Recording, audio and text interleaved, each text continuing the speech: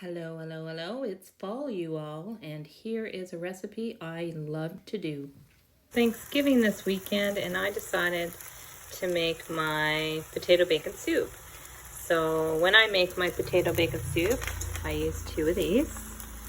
I chop up a bunch of potatoes and cook them in the water. And I'm actually using turkey bacon this time instead of real bacon. Kind of trying to eliminate some of the pork in my diet. And I thought I would try adding this to it to give it a cheesy flavor. So hopefully we'll see what it turns out to be like. I'm hoping it's good. And guess what I'll be bringing for lunch to work. And so this is the bacon that I'm using. So I pre-cooked the turkey bacon and I chopped it in little pieces.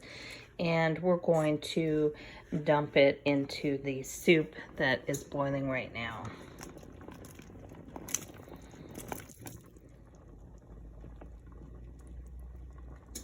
So once the potatoes are tender, and you're going to continue cooking them until they're really tender, you can start adding the soup base. So I'm going to put in two of these Leak Knorr soup bases.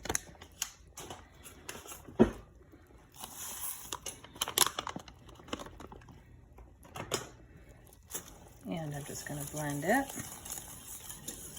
Now, if you follow the recipe of the soup base, it requires 3 cups of water and 1 cup of milk. This is a double recipe, so there's 6 cups of water and 2 cups of milk. I actually had some leftover evaporated milk from another recipe, so I actually used evaporated milk.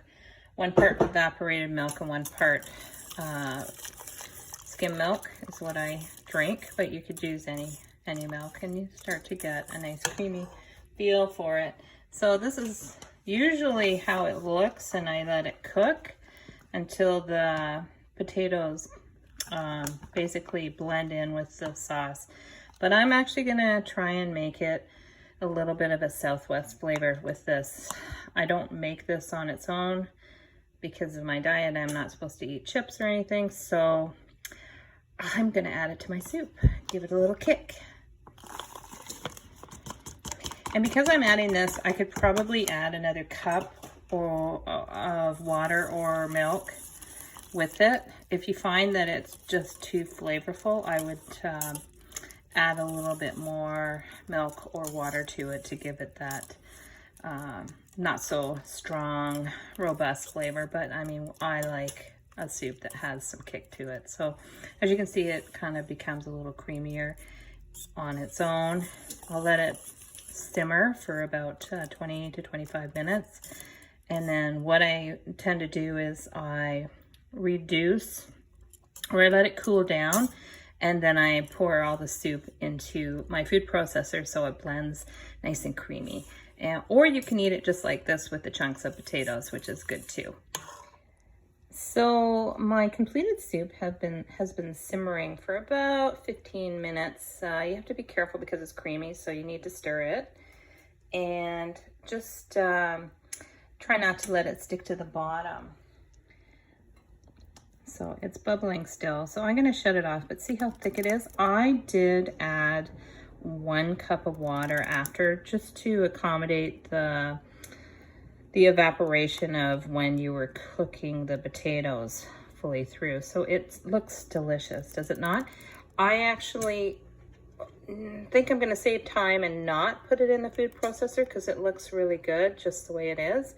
And yes, that epicure cheese mix that I poured in here gives it a Tex-Mex sauce, a Tex-Mex flavor to it. So it's actually quite delicious. I'm going to have some for lunch today. So see how delicious this looks.